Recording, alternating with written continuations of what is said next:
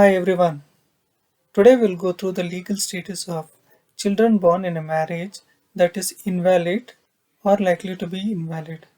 This invalid or likely to be invalid is also known as void or voidable marriages. For more information of void and voidable marriages, please click the video link given in the description on eligibility conditions for Hindu marriage.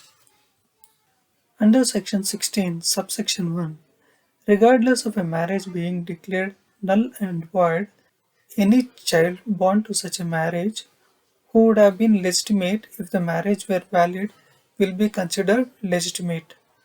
This applies whether the child is born before or after the Marriage Laws Act 1976 came into effect and whether or not a decree of nullity is granted for the marriage under this act or if the marriage is declared void by other means.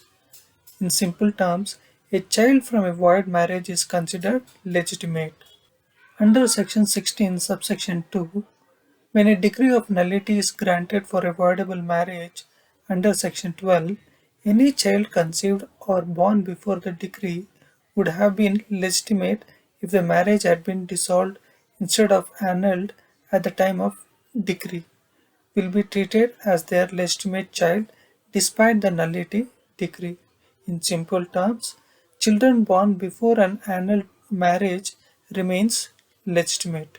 Now, section 16, subsection 3 states that subsection 1 and 2 mentioned above doesn't give any rights in or to the property of any person other than the parents to a child of a marriage declared null and void or annulled by a decree of nullity under Section 12. This applies in cases where, without the enactment of this Act, the child would have been incapable of possessing or acquiring such rights due to not being the legitimate child of their parents. In simple terms, children from such marriages have no property rights from anyone but their parents. Means the children born in an invalid marriage can claim the property rights only from their parents and not from their grandparents or anyone else. Hope you guys understood this. Thanks for watching.